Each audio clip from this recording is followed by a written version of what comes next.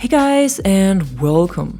With update 3.2 we got a set of new optics in Battlefield 2042, and these are no ordinary ones but thermal scopes this time, and this is especially interesting since they can have a huge advantage on some weapons or in different situations, so I'm gonna explain a few things around them in this video and also show you how to unlock them the easiest way.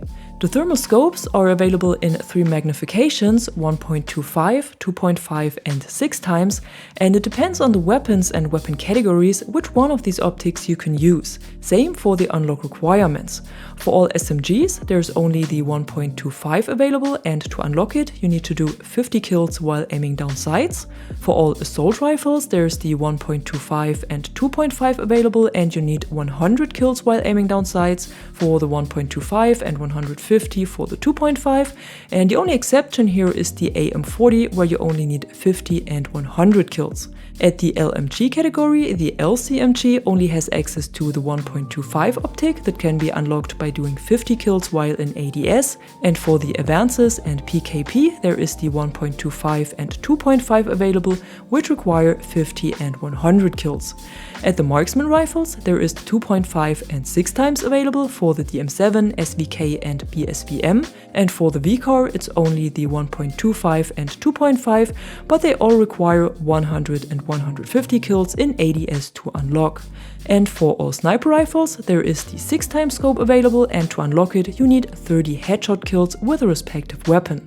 At the tactical category it depends a bit more on the different weapons, cause here the 1.25 optic is available for the MCS, 12M Auto, Ghostmaker and S22, and to unlock it you need to do 50 kills while aiming down sights. For the GVT there is only the 2.5 available with the same unlock requirement, and the Rorsch Mark IV is the only weapon where all thermal scopes are available, and to unlock them you need to do 30, 60 and 90 headshot kills. Pistols and vault weapons are excluded and do not have any of the thermal optics at all. To unlock the scopes the easiest way, I can recommend to play solo matches of Breakthrough against AI, cause here you have a lot of enemies on a small area and you can completely focus on doing the required kills or headshots. Stranded is my preferred map for this and for attachment unlocks in general, since there are no vehicles available, but every other map works as well.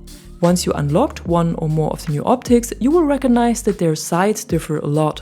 The TR1 with 1.25 zoom is an iron bow sight with a more colorful picture that shows targets in yellow and the background in purple. The T4 with 2.5 zoom is a white hot sight with a monochrome picture that highlights targets in white while the rest stays black and gray.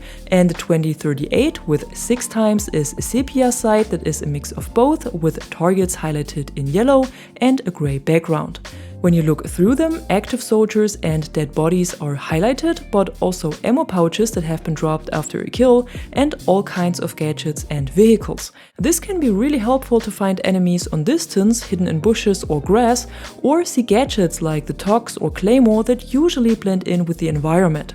So whatever is going on at the battlefield and could be interesting or useful for you gets highlighted. And not only in close range or at a certain distance, but on all ranges. Even targets more than 350 meters away can easily be identified no matter which magnification you use. The only thing that is not visible are the gunners and pilots in aircrafts and open vehicles, cause here only the vehicle itself gets highlighted and not the single passengers inside of it, which makes them a bit harder to see compared to a normal scope. So for these situations the thermals are not very beneficial.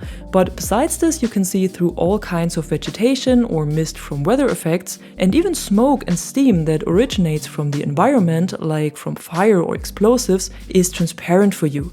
The only thing that affects the thermal sights is tactical smoke from smoke grenades, the smoke grenade launcher, underbarrel launchers and vehicle upgrades, and here even targets that stick out from the smoke a bit and can be seen with the naked eye cannot be identified with the thermals anymore.